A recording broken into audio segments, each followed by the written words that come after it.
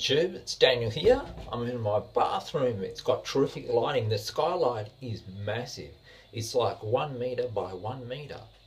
It's huge. And the room's not very big. It's a small bathroom.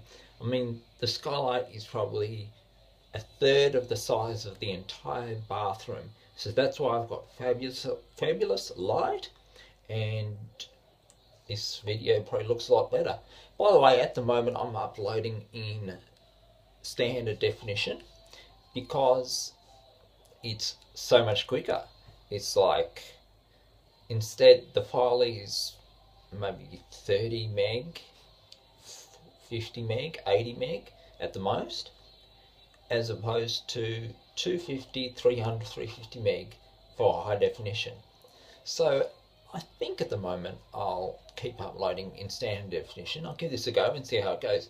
By the way, my last video probably didn't get any views, or hardly any that watched the whole thing in its entirety, because the audio was no good. I was filming with the rear facing camera on my iPhone 5, and it seems I'm going to have to use a microphone, external mic, along with the camera, so the audio is loud enough.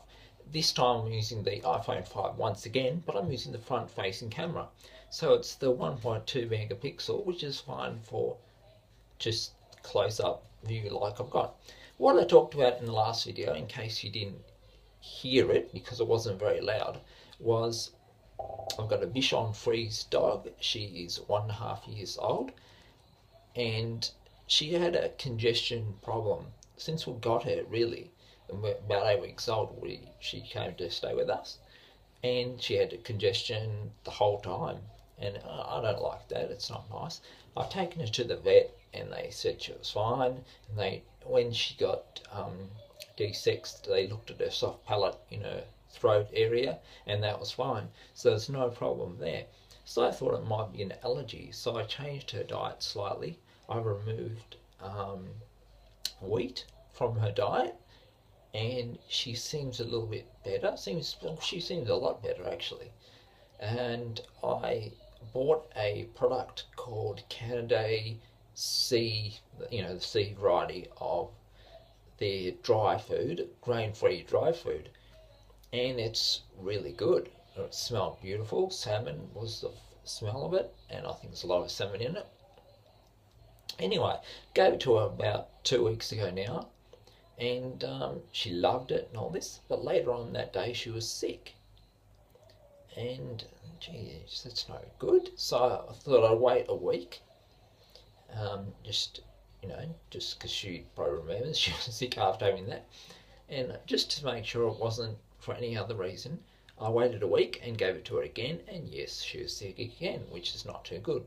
So I rang the company just to be sure that there wasn't a batch problem or whatever, and there wasn't. And the lady from the company who spoke to me, she said she's got to ask me a few questions, and then they have a 100% guarantee to return the food, or refund the money for buying the food and all the rest if there's a problem. Anyway, she said the recommendation on the packet is to slowly introduce this food over 7 to 10 days, because it's a lot richer than the stuff you buy in the supermarkets and all that. So I said, gee, well, I didn't do that. I just gave her the same size serve as I'd given her the supermarket variety of dry food. And she said, well, they aren't as rich, and they have a lot of filler in them. So you're actually not getting as strong a protein and all the rest of the ingredients as you are with this new expensive good dog food. So I said, well, I'll give it another go. So what I'm going to do is wait another week to 10 days, and then introduce slowly this dog food again to her. But this time, because she's has had experience with it a couple of times, I'm going to grind it up into powder form and put it with her other food, which I'm giving her.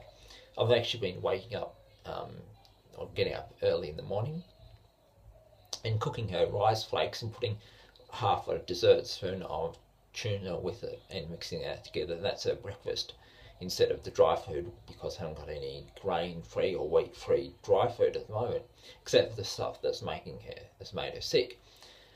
But she certainly doesn't enjoy it, so I'm going to give it another go and slowly introduce it over 2 weeks. Give it to her in powdered form with her other food, for starters anyway. And that's what I'm going to do with that product. It's really nice. As I said, when I first got it before she was sick with it, I said, it sounds good enough to eat myself. It's really good stuff, and it wasn't the cheap. It was about $100 for 10 kilos, so it's quite expensive. But I really don't like her being sick all this time, so anything to make her better. Anyway, it's a Bichon Frise pup. Not a puppy anymore. She's a year and a half, fully grown.